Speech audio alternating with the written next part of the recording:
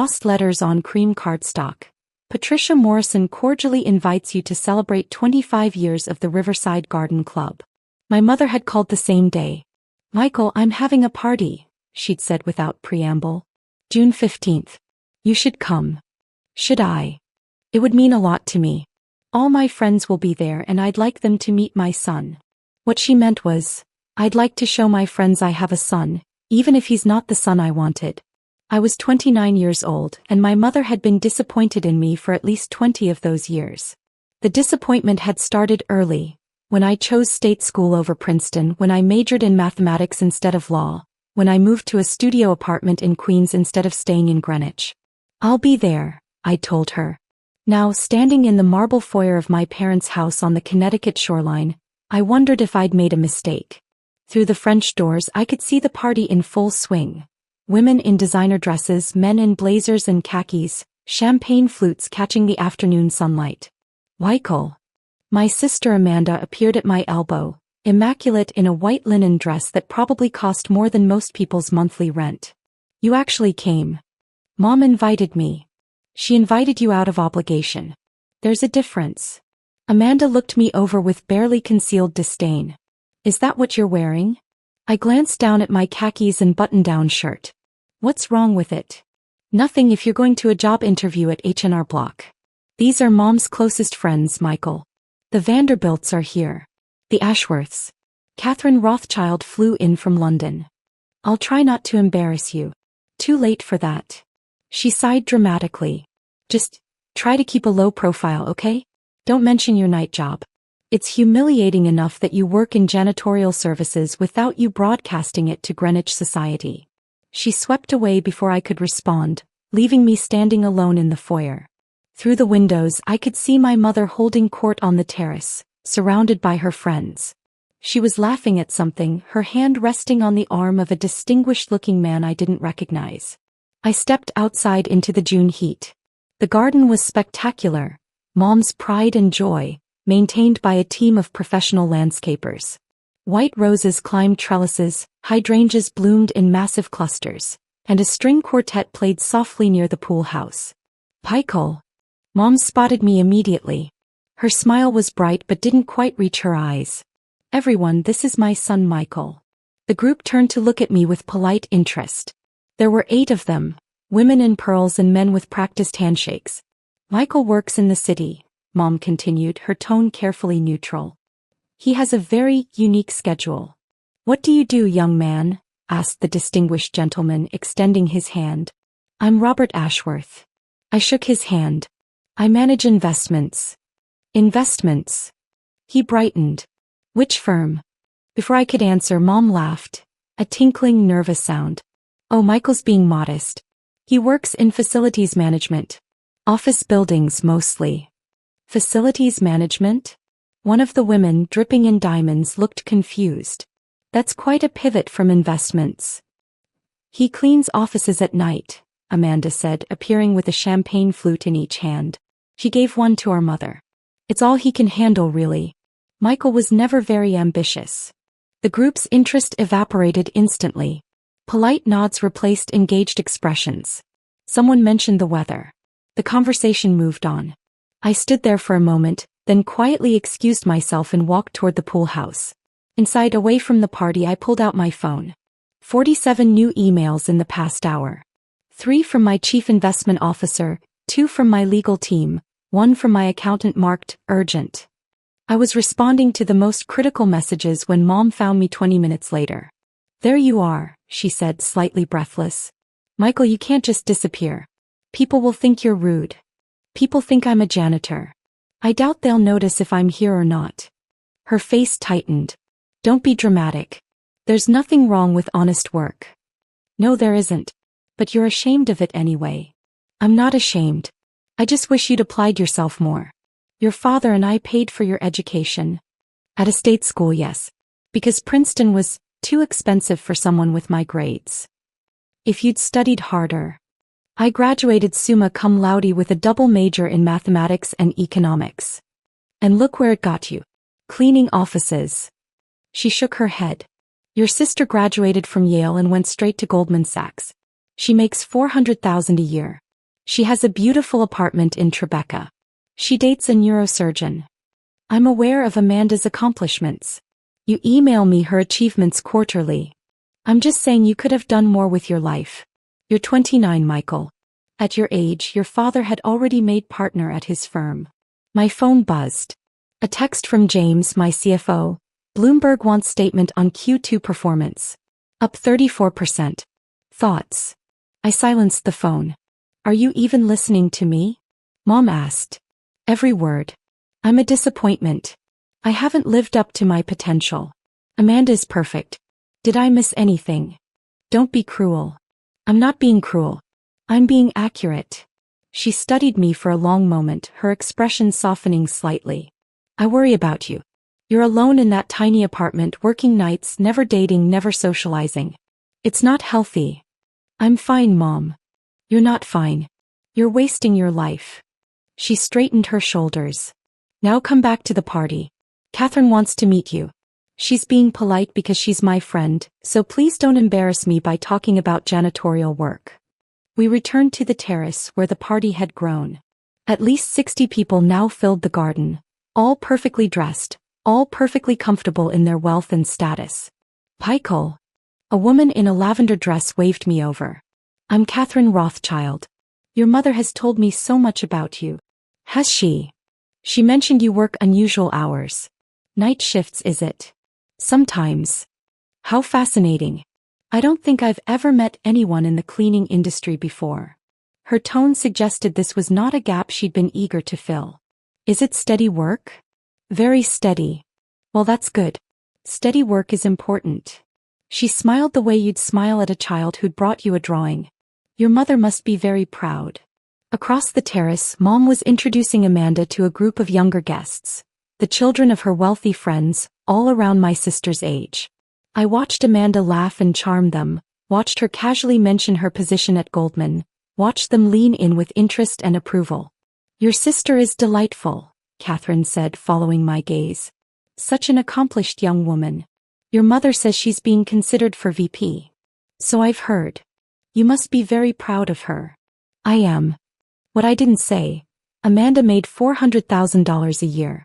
Last quarter I'd made $840 million. But who's counting? The afternoon dragged on. I was introduced to dozens of people, each interaction following the same pattern. Polite interest, Mom's embarrassed explanation of my cleaning business, sudden disinterest, hasty excuses to move along. By 4 o'clock I was standing alone near the rose garden when my father found me. He looked older than I remembered, grayer, more tired. He'd barely acknowledged me when I arrived. Your mother's upset, he said without greeting. She thinks you're being antisocial. I'm being ignored. There's a difference. He sighed. Michael, I know you think we're hard on you, but we only want what's best. What's best or what looks best? That's not fair. Isn't it? Mom literally introduced me as a janitor to a woman whose family name is on half the buildings in Manhattan. You do clean offices. I own them, Dad. I don't clean them. I own them. He blinked. What? Nothing. Never mind. No, what did you mean? You own what? Before I could answer, someone called his name from the terrace. He looked torn, then patted my shoulder. We'll talk later. Try to mingle, okay? And maybe don't mention the night work to anyone else. It's a bit awkward. He walked away and I pulled out my phone again. A message from my communications director. CNN wants interview about fund performance. This quarter's returns are generating serious media interest. Confirm. I typed back. Not yet. Wait for the right moment. Michael Morrison? A male voice behind me. I turned to find a man in his mid-30s, expensive suit, expensive watch, expensive haircut. Everything about him screamed hedge fund. Yes. Thomas Bradford. I'm with Apex Capital. He shook my hand firmly. I heard you work in facilities management? Something like that. Interesting pivot. Most people in FM don't come from academic backgrounds. Your mother mentioned you studied mathematics. I did. Where? SUNY Stony Brook. His interest flickered and died. Not an Ivy League school, not worth pursuing. Well, good luck with everything. He started to walk away, then paused. Actually, do you handle commercial properties? Apex is looking for a new cleaning service for our offices. I don't think we're a good fit. Pity. Well, nice meeting you. He disappeared into the crowd and I felt my phone buzz again. This time it was Sarah, my executive assistant. Sir, the Wall Street Journal is running a profile on you tomorrow. Thought you should know before it hits newsstands. My stomach tightened. Tomorrow? I thought we had another week. They moved up the timeline. Something about competing with the Bloomberg piece. I closed my eyes. This was going to complicate things. By 6 o'clock the party showed no signs of winding down. If anything, more people had arrived. The younger crowd, the ones who worked in finance and tech, coming straight from their offices in Manhattan. I was hiding in the library, responding to increasingly urgent emails when Amanda found me. Seriously, she said. You're on your phone at Mom's party? I'm working. Working. Right. Checking your cleaning schedule. Something like that. He sat down on the leather sofa, studying me. Why do you even come to these things? You clearly hate it. Mom invited me. Mom invited you because she felt obligated. Because her friends ask about you and it's embarrassing to admit she has a son who cleans offices for a living. Is that what you tell your friends at Goldman? That your brother is a janitor? Her face flushed. I tell them you're figuring things out. How generous. What do you want me to say, Michael? That you're living up to your potential? That Mom and Dad are proud of you? I want you to tell the truth. The truth is you're 29 and cleaning toilets. I looked at her. My sister, who I'd once been close to before college and careers in life had pushed us onto different paths. Is that really what you think I do? What else would you be doing? My phone rang. Not buzzed, rang. Full volume, echoing in the quiet library. I glanced at the screen, CNN main desk. You should get that, Amanda said sarcastically. Maybe it's your supervisor. I answered. Michael Morrison. Mr. Morrison, this is Daniel Chen from CNN Business. We're preparing to run a breaking news segment on Meridian Capital Management. As the fund's founder and managing partner, we'd like your comment on this quarter's returns. Amanda's eyes widened.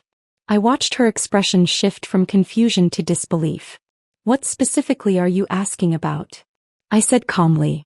Your fund returned 34% this quarter, bringing total assets under management to $12.3 billion. That makes you the youngest hedge fund manager in history to break the $10 billion threshold.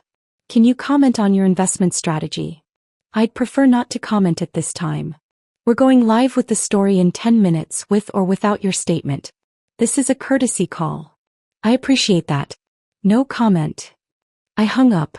Amanda was staring at me like I'd grown a second head. What, she whispered, was that? A journalist. About a hedge fund. About your hedge fund. Yes. You run a hedge fund. I do. How big? Her voice cracked. He said $12 billion. $12 billion. $12.3 billion as of market close today. She stood up, then sat down, then stood up again. You're lying. This is some kind of joke. It's not a joke. But you clean offices. No. I own office buildings. 17 of them, actually. In Manhattan, Boston, and D.C. The facilities management comment was Mom's interpretation of commercial real estate portfolio. Amanda's face had gone white. I don't understand. It's pretty straightforward. I started my fund 7 years ago with money I made day trading during college. Built it slowly, carefully. Made some good calls during the pandemic. Grew assets under management. Hired a team. The usual. The usual, she repeated faintly. The usual for building a $12 billion hedge fund at 29. $12.3 billion.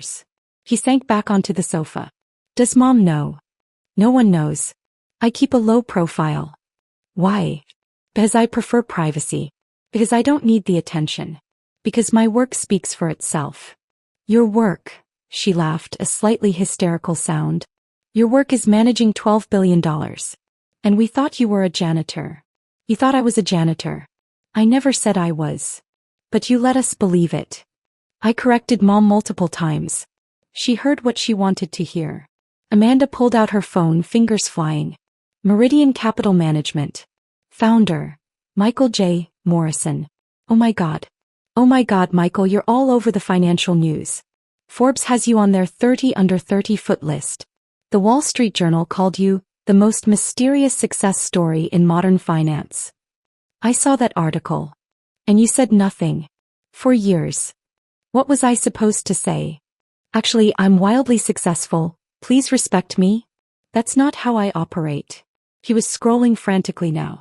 Your fund returned 89% last year. The year before that, 76%. These are insane numbers, Michael. People would kill for these returns. We have a strong team and a solid strategy.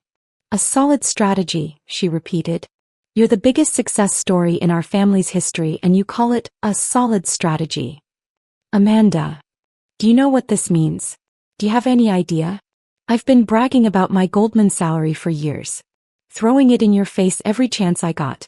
And you make, she looked at her phone doing quick math. Management fees on $12 billion. Jesus Christ, Michael, you make more in a month than I'll make in my entire career. It's not a competition. Yes, it is. It's always been a competition. Mom and Dad comparing us, me being the golden child, you being the disappointment. Except you were never the disappointment. We were just too stupid to see it. From outside the library I could hear the party continuing. Laughter, music, the clink of glasses. In here my sister was having what appeared to be an existential crisis. We have to tell Mom, she said suddenly. No. Michael, we have to. She's out there right now, probably telling people about your janitorial business. Let her. Are you insane? You can't just. A commotion from the living room cut her off. Raised voices, sudden movement. We both stood up and walked to the library door. In the living room someone had turned up the television. CNN was on, and the chirun at the bottom of the screen read, "Breaking news. Mystery hedge fund manager revealed." My face filled the screen. A professional photo from a conference I'd spoken at last year. The anchor's voice carried through the house. Michael Morrison, the 29-year-old founder of Meridian Capital Management, has been revealed as the manager behind one of the most successful hedge funds in history. With $12.3 billion in assets under management and consistent triple-digit returns, Morrison has achieved what most managers spend lifetimes pursuing. The party had gone completely silent. Every single person was staring at the screen. Morrison has been notoriously private, the anchor continued, rarely giving interviews and maintaining almost no public profile. But sources close to the fund confirm that this young man, who lives modestly in Queens and commutes to his Manhattan office via subway, has revolutionized modern quantitative trading strategies. The camera cut to a financial analyst. What Michael Morrison has accomplished is simply unprecedented. To build a fund of this size with these returns at his age, there's no comparable achievement in modern finance. Mom's champagne flute slipped from her hand, shattering on the terrace stone. Dad had gone completely pale. Catherine Rothschild was staring at the screen, then at my mother, then back at the screen. That's... Someone said. Is that Patricia's son? Amanda walked out of the library, stood in the doorway where everyone could see her and said loudly, yes. That's our brother Michael. The one who cleans offices. The camera was now showing B-roll of my office building in Manhattan. A sleek glass tower in the financial district. Morrison's fund operates from here, the anchor explained, where a team of 53 analysts and traders manages what has become one of the most sought-after investments in the world. The fund is currently closed to new investors, with a waiting list of over 200 institutions. 200 institutions, someone in the crowd whispered. Thomas Bradford, the Apex Capital guy who'd offered me a cleaning contract, looked like he might be sick. The segment continued. Morrison studied mathematics and economics at SUNY Stony Brook, where he began developing the algorithmic trading strategies that would later define his fund. Despite his youth, he's known in the industry as the Oracle, for his uncanny ability to predict market movements. Mom had sat down heavily in one of the terrace chairs. Her friends surrounded her, a mix of shocked and fascinated. The anchor concluded. Morrison declined to comment for this story, maintaining the privacy that has defined his career. But with returns like these, his silence speaks volumes. This is Daniel Chin, CNN Business. The segment ended. For exactly 5 seconds nobody moved. Then everyone moved at once. My phone started ringing. Mom's phone. Amanda's phone. Dad's phone. Everyone's phones all at once as the news spread through social networks and group chats. I walked out of the library through the crowd of staring people, and out onto the terrace where my parents sat frozen. "Hi, Mom," I said quietly. "Sorry to interrupt your party." She looked up at me, her face a mixture of shock, horror, and something that might have been shame. "Michael, that was you?" "Yes. But you told me you worked in facilities." "No, I said I managed commercial properties. You assumed I cleaned them." Dad found his voice. $12 billion. $12.3 billion as of today's close. Catherine Rothschild appeared at my mother's elbow. "Patricia, you didn't mention your son was Michael Morrison." "The Michael Morrison." "I didn't. I thought he was the Oracle of Wall Street," Catherine continued, her entire demeanor transformed. "My God, Patricia, do you have any idea how many people would kill for an introduction? My fund has been trying to invest with Meridian for 3 years." "Your fund is on the waiting list," I said. "Rothschild Capital. You're number 47. Her eyes widened. "You know my fund?" "I know every fund on the list. We review each one carefully before opening new slots. Could we perhaps discuss?" "No," I said simply. "I don't mix business with social occasions." Robert Ashworth pushed through the crowd. "Michael, I apologize for earlier. I had no idea who you were. Ashworth Industries would be very interested in discussing investment opportunities. We're closed to new investors. But surely for a family friend. Especially for family friends." Thomas Bradford from Apex Capital appeared, looking desperate. "Mr. Morrison, about what I said earlier about the cleaning service. You were looking for someone to clean your offices." "I'm not that person." "Of course I understand, I just meant. You meant you thought I was a janitor and treated me accordingly. Now you know I'm not and you're treating me differently. That tells me everything I need to know about you." His face flushed red and he backed away into the crowd. The party had completely transformed. Where an hour ago people had ignored me, now they surrounded me. Everyone wanted to talk, to apologize, to network, to impress. It was suffocating.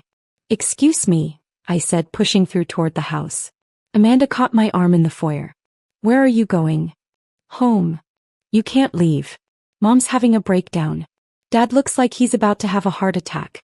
And every person out there wants a piece of you. Which is exactly why I'm leaving." "Michael." She gripped my arm tighter. "I'm sorry. For everything. 4 years of treating you like a failure. For being condescending. For thinking I was better than you. You were doing what you were taught to do. What Mom and Dad reinforced every time they praised your Goldman salary and mourned my night work. That's not an excuse. No, it's not. But it's an explanation." I gently removed her hand from my arm. "I need to go. My team is probably in crisis mode and I have calls with Tokyo and London in 3 hours. Will you come back? To see them?" She gestured toward the terrace, where Mom sat surrounded by her friends, all of them talking at once. "Eventually. But not tonight." I walked to my car, a 5-year-old Honda Civic that I'd bought used and maintained carefully. It was parked at the end of the driveway, surrounded now by Mercedes, BMWs and Teslas. As I pulled away, I could see people still gathered on the terrace, all staring after me. My phone was ringing nonstop. Journalists, investors, former college classmates I hadn't spoken to in years. I drove back to Queens in silence, thinking about the look on my mother's face when she realized that her janitor son managed more money than everyone at her party combined. When I got home to my modest studio apartment, 900 square feet, kitchen the size of a closet, bathroom that barely fit a shower, I made myself dinner. Pasta with vegetables. Nothing fancy. My phone kept buzzing. Messages piling up. "Mom, Michael, please call me. We need to talk." "Dad, son, I don't know what to say. Come home so we can discuss this." "Amanda, you're trending on Twitter. #Oracle revealed. This is insane." I ignored them all and opened my laptop. The markets in Asia were opening. I had work to do. Around midnight there was a knock on my door. I checked the peephole. Amanda, still in her white linen dress, looking exhausted. I opened the door. "How did you know where I live?" "I'm your sister. I know things." She looked around my tiny apartment. "This is really where you live?" "Yes. But you manage $12 billion. $12.3 billion. Why do you live like this?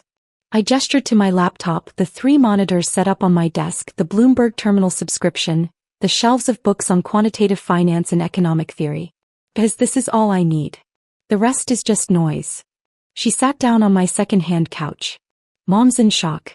She spent an hour apologizing to her friends for not knowing her own son was the Oracle. Catherine Rothschild told everyone that she'd tried to invest with you for years. Half the party wanted to kill Mom for having access to you and not mentioning it. That's not my problem. No, but it's hers. And Dad's. And mine. Amanda looked at me. We treated you terribly, Michael. For years. And you just took it. Why? Because proving myself to you wasn't important. Doing the work was important. But we're your family. You're my family by biology. Respect has to be earned. She flinched. Have we lost that? Your respect. I considered the question carefully. You can earn it back. But it won't happen overnight, and it won't happen because I'm suddenly successful in a way you understand. It has to be because you genuinely value me as a person, not as a hedge fund manager or a potential business connection. How do we do that? Start by treating me the way you would have if you'd never seen that CNN segment. If you only knew me as the guy who works nights and lives in Queens. But you're not that guy. Yes, I am. I'm exactly that guy. I just also happen to manage a lot of money. She stood up, walked to the door, then turned back. For what it's worth, I'm proud of you. I know I never said that before. I know I treated you like you were beneath me. But I'm proud. And I'm sorry. Thank you. After she left, I returned to my monitors.